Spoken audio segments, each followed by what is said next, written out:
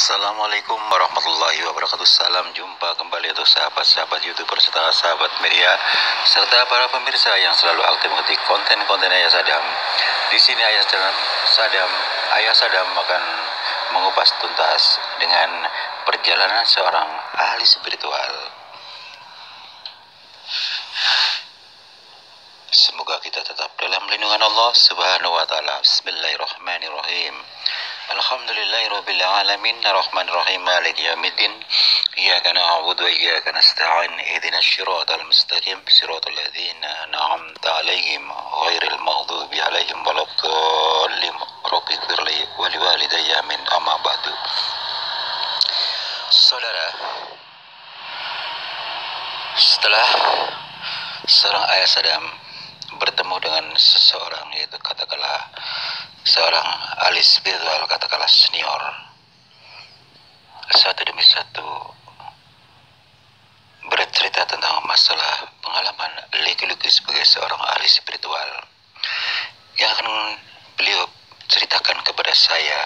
Hasil daripada wawancara tersebut adalah saat itu dipanggil di mana adanya kota Kalimantan, katakanlah yang dikenal dengan kebun kelapa sawit. Saat itu seorang ahli spiritual, kebetulan posisi asal Jawa Tengah, Tegal. Seorang Ayah Sadam menelusuri jejak di mana adanya pengalaman seorang ahli spiritual. Setelah alhasil wawancara ditampung jadi satu, lantas akan kami jabarkan tujuan kami adalah berbagi terhadap sesama, semoga bermanfaat.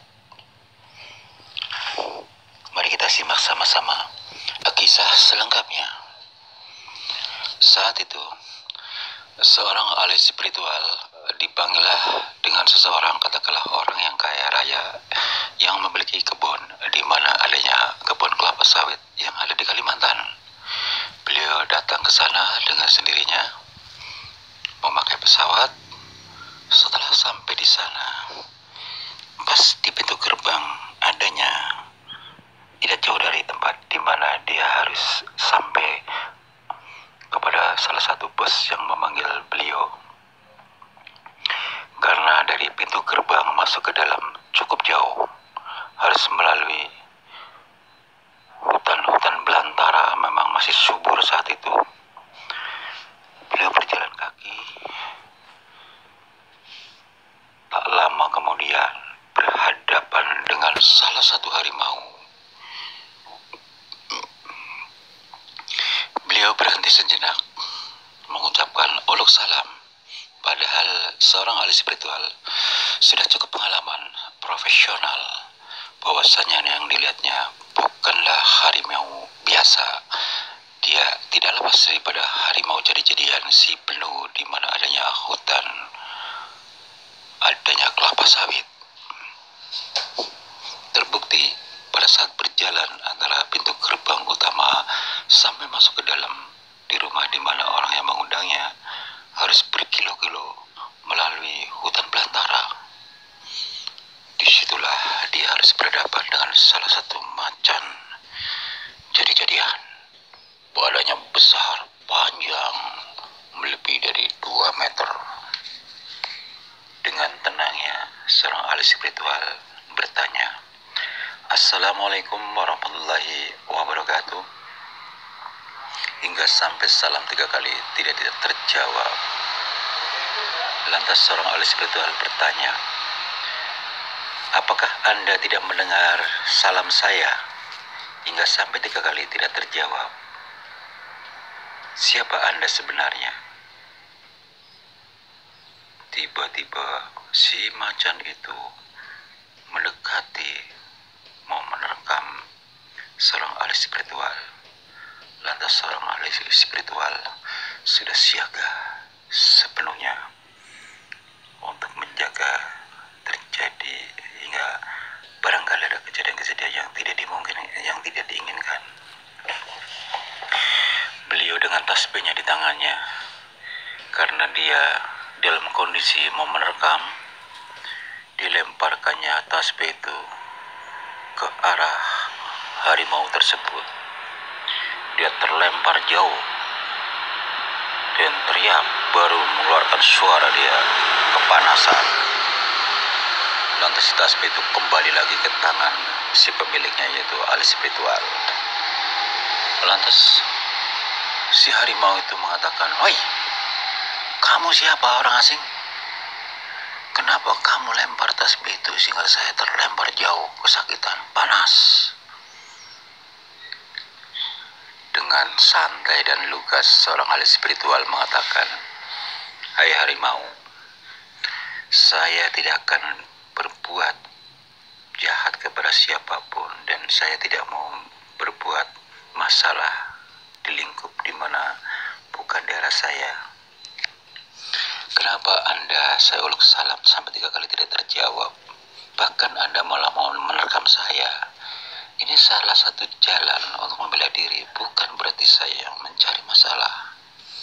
Lantas si harimau mengatakan, ternyata kamu punya nyali ya, hebat," kata si harimau mengatakan demikian. Lantas dilanjutkan oleh seorang ahli spiritual mengatakan, "Siapa Anda sebenarnya? Wujudkan aslimu." Si harimau itu tertawa terbahak-bahak sambil mengubah dirinya. "Inilah saya yang sebenarnya. Ternyata berwujud manusia berpakaian serba hitam, bertopi hitam, semuanya hitam, mukanya juga seram, sekalipun wujud manusia, tapi mukanya tidak ada cahaya sama sekali. Sebutkan siapa Anda sebenarnya," kata seorang ahli spiritual. "Saya adalah penguasa di mana adanya hutan belantara ini, termasuk kebun-kebun yang ada di sini, yaitu kebun kelapa sawit." Lantas seorang ahli spiritual sambil mengangguk-angguk melanjutkan pembicaraan, "Anda belum kenal saya. Saya hadir kemari atas undangan dari pemilik tanah ini, bukan kamu. Kenapa kamu menghalangi saya?" kata seorang ahli spiritual mengatakan demikian. Lantas tertawa lagi manusia itu yang tadinya macan berubah jadi manusia hitam. "Kalau kamu mau lewat sini harus berhadapan dengan saya," kata si macan yang sudah menjadi manusia. "Apa maksud Anda?" kata seorang ahli spiritual. "Bayar upeti," kata si orang hitam itu mengatakan demikian. "Dengan cara apa?" kata ahli spiritual mengatakan demikian. "Bayar dengan uang." "Kenapa Anda harimau masih doyan dengan uang? Buat apa? Bukankah Anda tidak butuh uang?" Lagi-lagi si macan itu geram yang sudah berubah menjadi manusia hitam. "Asli saya memang seperti ini, tapi saya menyamar sebagai harimau hitam. Harimau saya memang sama dengan harimau yang lain, tapi dengan sebutan harimau hitam, karena saya memiliki ilmu hitam untuk kejahatan," kata manusia mengatakan demikian, manusia hitam. Lantas seorang ahli spiritual mengatakan, "Oh, jadi Anda memiliki kelebihan, tujuannya hanya untuk menyakiti orang lain." "Ya betul, memang itu pekerjaan saya." "Dari mana asalmu?" kata seorang ahli spiritual mengatakan demikian. "Saya memang sudah cukup lama. Barangkali sebelum merdeka saya sudah di sini." Lantas seorang ahli spiritual mengatakan, "Apakah Anda kenal si pemilik kebun aslinya yang ada di sini? Tuh rumahnya di sana. Anda lihat kan?" kata ahli spiritual. "Saya mau ke sana." Lantas dia tertawa terbahak-bahak. "Saya mengenalnya karena dia pemilik sebagai manusia. Saya adalah pemilik gaibnya.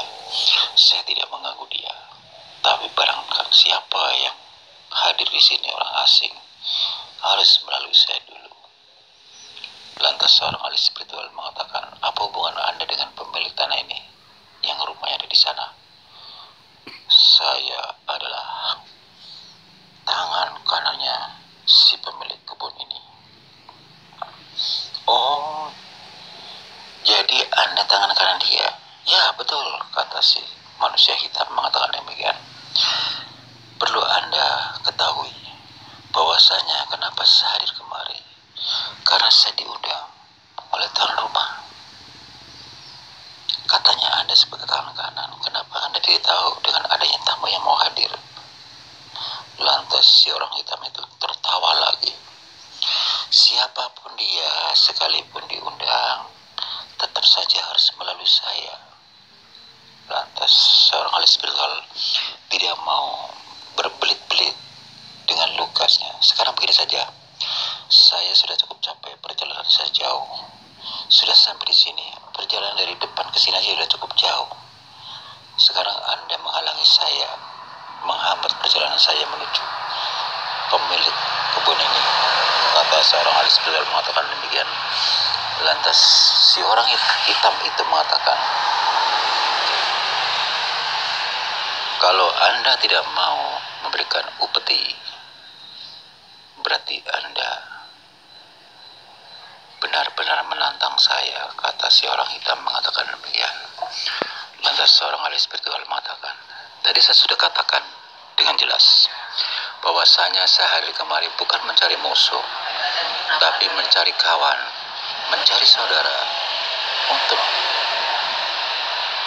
kemaslahatan urusan-urusan penting, yang lebih penting daripada yang Anda ketahui bahwasanya Anda hanya mengganggu saya saja, kata ahli spiritual mengatakan demikian. Lagi-lagi si harimau yang sudah menjadi manusia hitam mengatakan, kalau memang Anda punya nyali, hadapi saya dulu. Lantas seorang ahli spiritual mengatakan, oh jadi Anda mau gak mau harus duel dulu begitu? Lantas orang hitam itu mengatakan, ya betul, kalau memang Anda punya nyali, sebelum ketemu dengan bos, hadapi saya dulu. Lantas seorang ahli spiritual mengatakan, baru saja dilempar hanya sebuah tasbih, Anda sudah terjungkal kepanasan. Bagaimana yang lebih dahsyat? Itu sudah satu contoh Anda tidak ada apa-apanya, kata seorang ahli spiritual mengatakan demikian. Lantas si orang hitam itu semakin geram marah. Tiba-tiba dia berubah lagi kembali menjadi harimau. Dia menyerang. Lantas seorang ahli spiritual mengangkat salah satu pohon yang ada di sampingnya. Disitulah ada pohon pinus yang kurang lebih 2 meter. Diangkatlah sampai akar-akarnya, ditiupkan, dilempar kepada harimau tersebut. Hanya cuma ditiupkan dengan tiupan mulutnya, akar itu bisa berubah menjadi bara api dan bisa membesar pohon itu. Padahal pohon itu hanya cuma sekepal tangan, bisa berubah besar sekali dilemparkan ke harimau itu. Lantas dia terjungkal, lantas dia tertindih oleh salah satu pohon itu. Dia teriak-teriak, dia minta maaf. Lantas seorang ahli spiritual mendekati. Betulkah Anda menyerah, tidak mau mengganggu saya lagi, kata seorang ahli spiritual. Ya betul. Begitu pohon itu disentuhnya berubah menjadi kecil kembali seperti sedia kala, diangkatlah, dan si macan itu bergegas bangun kembali. Siapa Anda sebenarnya, kata si macan itu. Tadi saya sudah katakan, saya adalah tamu bos Anda, katanya Anda sebagai tangan kanan. Kenapa Anda tidak tahu kalau ada tamu mau datang? Semestinya Anda punya kelebihan, makhluk gaib. Mestinya Anda harus tahu, itulah kekurangan Anda. Karena tujuan Anda adalah kejahatan. Tidak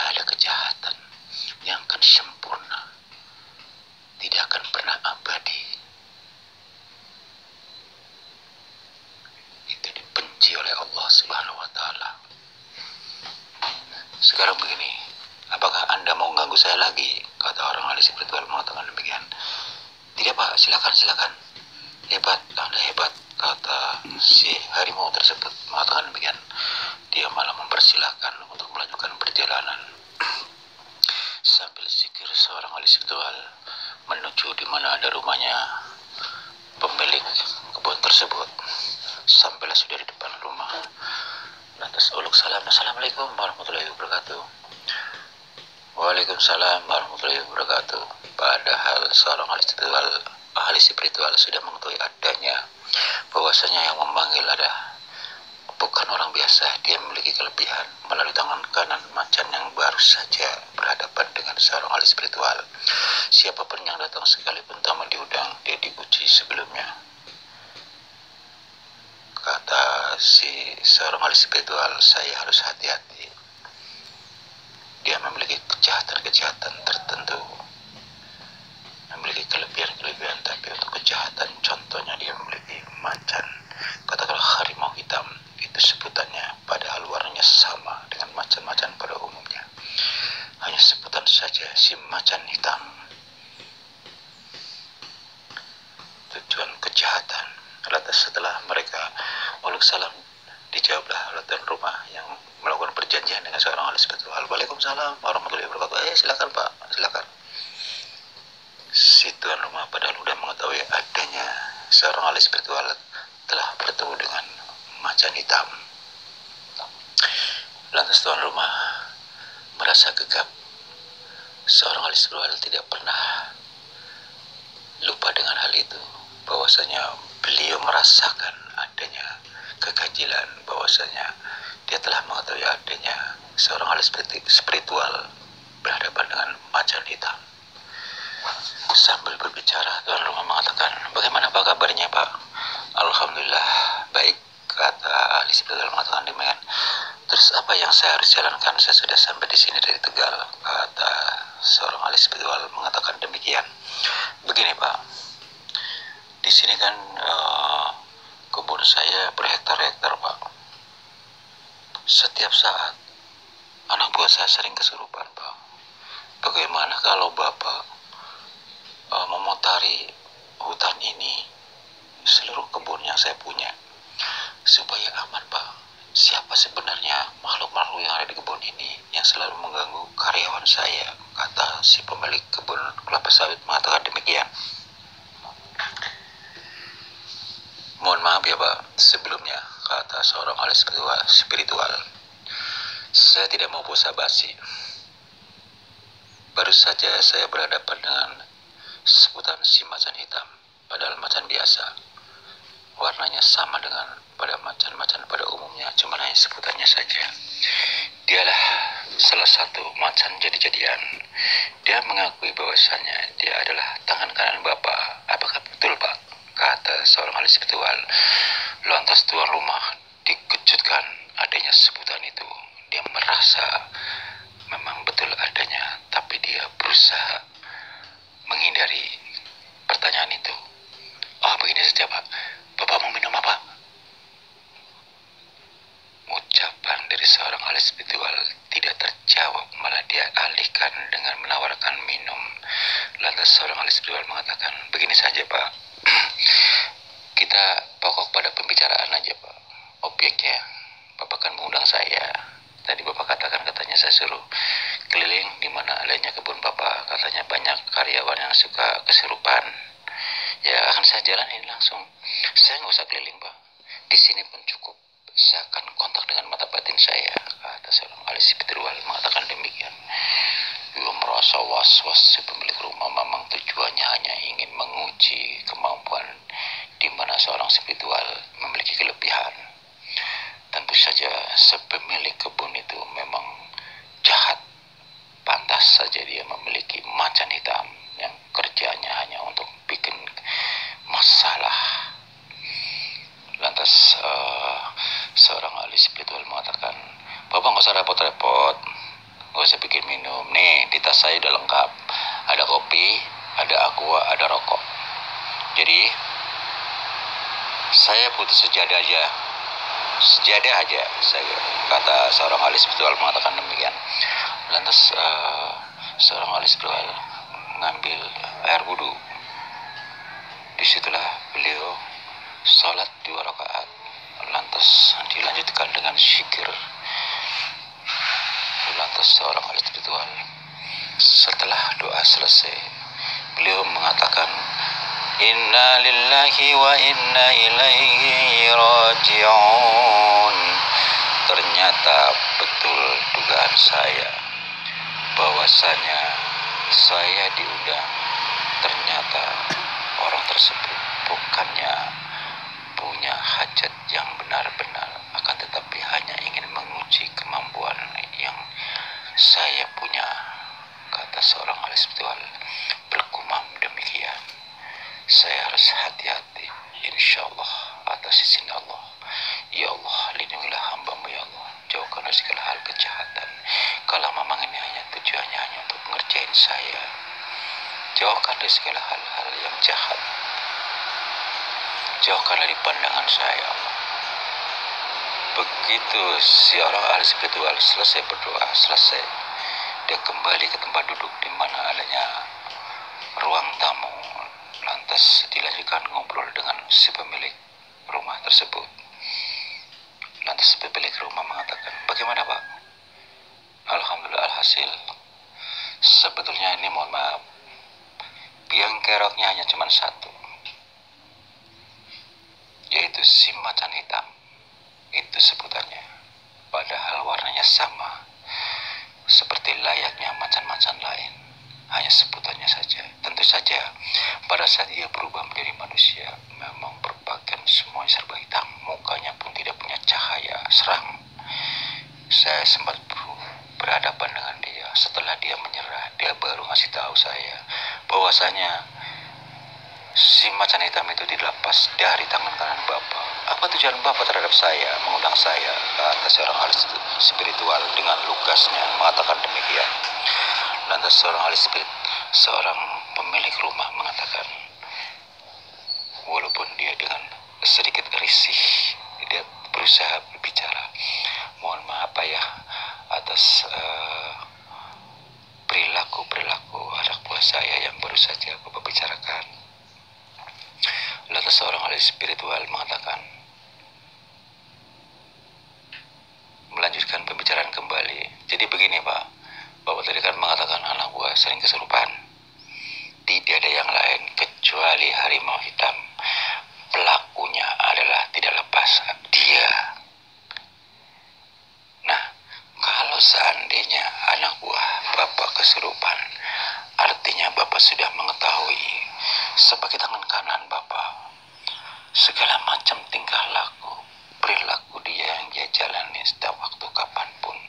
Bapak telah mengetahui. Seperti saya tadi baru saja, Bapak saja gegap bertemu dengan saya, Bapak sudah mengetahui. Mohon maaf nih Pak, saya datang jauh-jauh dari Tegal, tapi Bapak hanya tujuannya ingin menguji kemampuan saya. Tidak ada yang lebih hebat, tidak ada yang sempurna manusia sekalipun memiliki kelebihan, kecuali atas izin Allah Subhanahu wa Ta'ala. Coba terus terang saja Pak, saya ingin mendengar suara Bapak. Apakah tujuan Bapak kesini hanya menguji saya, atau memang benar-benar punya hajat yang lain? Kalau hanya untuk menguji saja, saya akan pulang saat ini juga. Lantas si pemilik rumah, karena merasa si macan hitam itu sudah kalah, dia merasakan minder, dan dia mohon maaf sambil tergopoh-gopoh merasa ketakutan. Mohon maaf ya Pak atas kelakuan tangan kanan saya, yaitu si macan hitam. Lantas apa kerjaan saya, kata seorang spiritual? Sudah jelas-jelas pelakunya tidak lepas dari si macan hitam yang selalu mengganggu karyawan Bapak yang kerja yang ada di kebun sawit ini. Berarti Bapak dengan sengaja memberikan rekayasa yang ada. Bukankah mereka dibutuhkan oleh Bapak bekerja setiap hari pagi sampai sore. Coba kalau bapak tidak punya karyawan, siapa kan mengerjain? Nggak mungkin dikerjain sendiri. Sedangkan kebun bapak berhektar-hektar, tidak lepas dari butuh orang lain. Coba pikirkan pak, dengan akal sehat, kata seorang ahli spiritual mengatakan demikian. Lantas, sebentar pak, sebentar, kata tuan rumah mengatakan, saya akan ambil minum ya. Kata tuan rumah mengatakan demikian sambil dia ketakutan. Saya sudah katakan, di tas saya lengkap minuman, jadi nggak usah repot-repot. Sekarang juga saya akan jalan-jalan di kebun, ingin bertemu dengan karyawan bapak. Lantas seorang pemilik rumah yang merasa ketakutan, yang dikhawatirkan rahasianya terbongkar. Selang 1 kilo berjalan di tengah di mana adanya kebun kelapa sawit, si ahli spiritual bertemu dengan beberapa karyawan yang sedang panen adanya kelapa sawit. Mereka saling menyalami. Kebetulan mereka sedang istirahat dan terjadilah dialog bahwasanya seorang ahli spiritual ingin mengetahui yang sebenarnya melalui karyawan tersebut. Mohon maaf bapak-bapak, apakah saya mengganggu? Kata seorang ahli spiritual mengatakan demikian. Lantas semua karyawan mengatakan, oh tidak apa-apa pak, silakan. Saya adalah tamu bos kalian. Katanya karyawannya suka sering kesurupan ya. Betul pak, dengan kalimat senada. Ini begini, saudara-saudara, saya tidak mau menakut-nakuti. Saya adalah seorang ahli spiritual dari Tegal yang diundang sengaja oleh bos Anda. Intinya adalah disimpel saja. Pelakunya adalah tangan kanan bos Anda, yaitu si macan hitam sebutannya. Padahal macannya sama warnanya seperti macan pada umumnya, tapi macan jadi-jadian. Aslinya dia hanya manusia. Semuanya berpakaian hitam, mukanya tidak ada cahaya, seram. Dan tujuan dia adalah kejahatan-kejahatan yang ada. Pelakunya tidak lepas dari dia. Untuk kalian yang selama ini dikecoh kalian serba kesurupan, saya mau bertanya pada kalian. Coba jawab dengan lugas ya, sedikit saja. Apakah kalian digaji? Kata seorang ahli spiritual mengatakan begini. Begini pak, kalau yang udah kesurupan, seolah-olah di otaknya dicuci pak. Dia lupa minta bayaran. Bahkan dia malah ingat yang sudah dibayar. Inna lillahi wa inna ilaihi rajiun, kata seorang ahli spiritual. Masa begitu?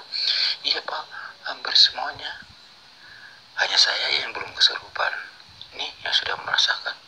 Tapi tetap dia ngeyel, katanya sudah dibayar. Lantas ada buktinya nggak bayarannya? Padahal dia nggak punya uang pak, ada pinjam ke teman-teman. Oh, jadi ini saya udah paham, kata orang ahli spiritual. Kalian diperbudak oleh bos, sengaja dibikin kesurupan, otaknya dicuci, seakan-akan kalian sudah terbayar, padahal belum dibayar. Intisarinya adalah dia ingin membuat kalian itu seperti kerja Rodi, artinya romusa. Jadi ingat zaman Belanda, bekerja tanpa bayar, cuman caranya dia unik. Pura-pura dibikin kesurupan, ngejarnya ke otak, sehingga dikendalikan oleh dia. Dia lupa segalanya, bahkan belum bayar dibilang sudah bayaran.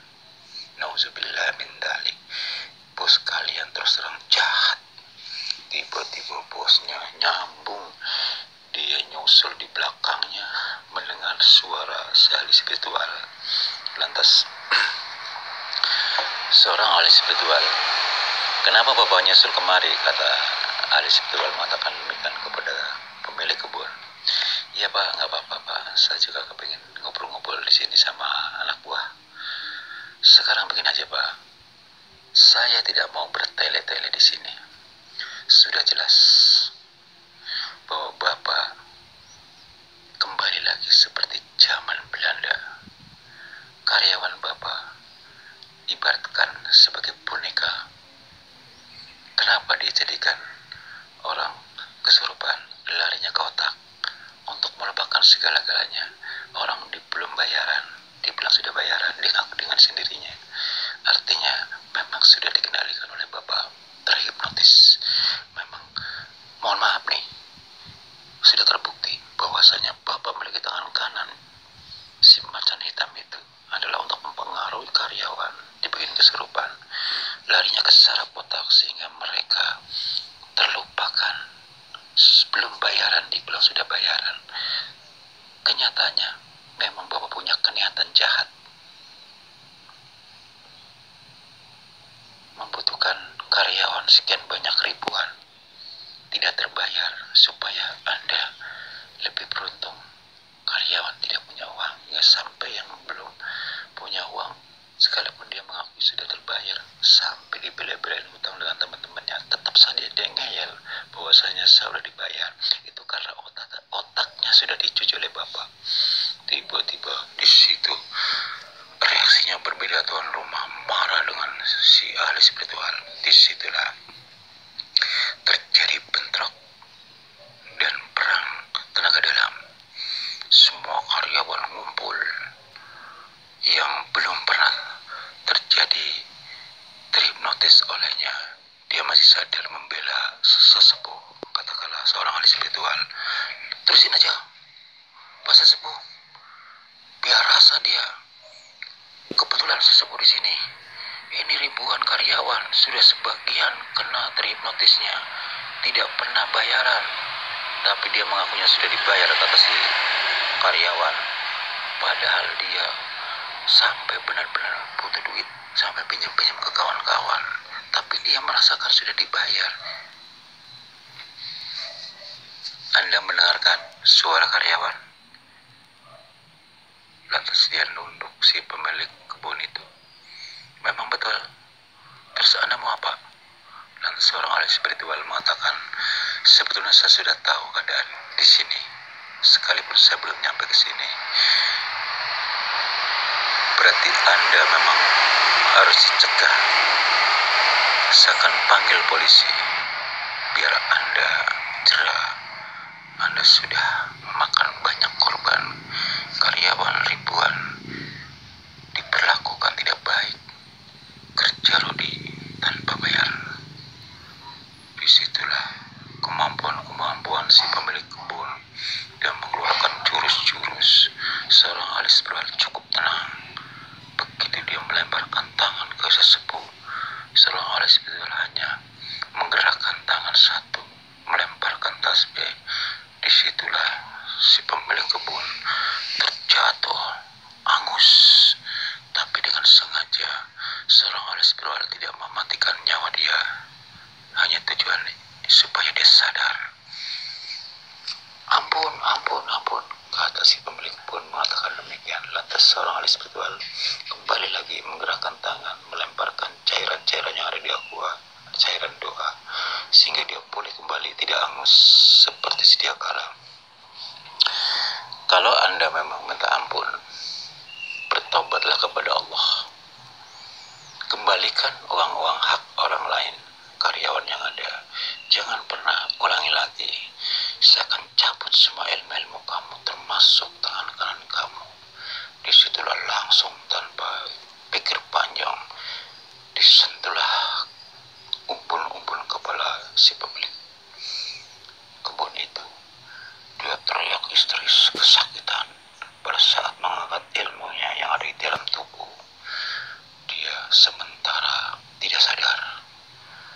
Tak lama kemudian ditiuplah umpul-umpul itu oleh seorang ahli spiritual. Baru dia sadar sepenuhnya. Wah, gue di mana nih Pak?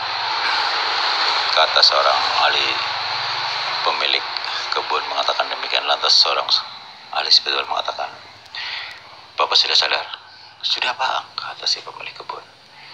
Jangan terulang lagi, ilmu Anda sudah hilang, sudah kucabut. Kalau saja Anda tidak memanggil saya, barangkali selamanya Anda akan menyiksa semua karyawan ribuan yang ada di sini tanpa bayaran. dengan melalui ilmu-ilmu jahat disalahgunakan. Anda memperlakukan manusia padahal ini orang-orang ini jauh-jauh, tapi kenapa nggak dibayar? Dengan cara menghipnotis orang bahwasanya sudah dibayar padahal dia belum dibayar. Dia mengakui sendiri. Mereka sudah sadar semuanya, sudah saya ruqyah, kata seorang ahli spiritual mengatakan demikian. Lantas dengan rame-rame ribuan karyawan mengatakan, "Pak, bawa aja ke kantor polisi," kata seorang. Banyak orang yang ada di kebun itu dengan kalimat senada, "Bawa saja Pak, biar masuk teruji, biar kapok." Saksinya banyak Pak, kata karyawan-karyawan yang ada mengatakan demikian. Demikianlah saudara, kupasan demi kupasan hasil penelusuran jejak seorang ahli spiritual yang dapat ancaman berat terhadap seseorang pemilik kebun kelapa sawit yang memiliki ilmu hitam. Tujuannya hanya untuk kejahatan. Semoga bermanfaat. Tujuan kami adalah sharing untuk menambah wawasan buat kita semua. Wassalamualaikum warahmatullahi wabarakatuh.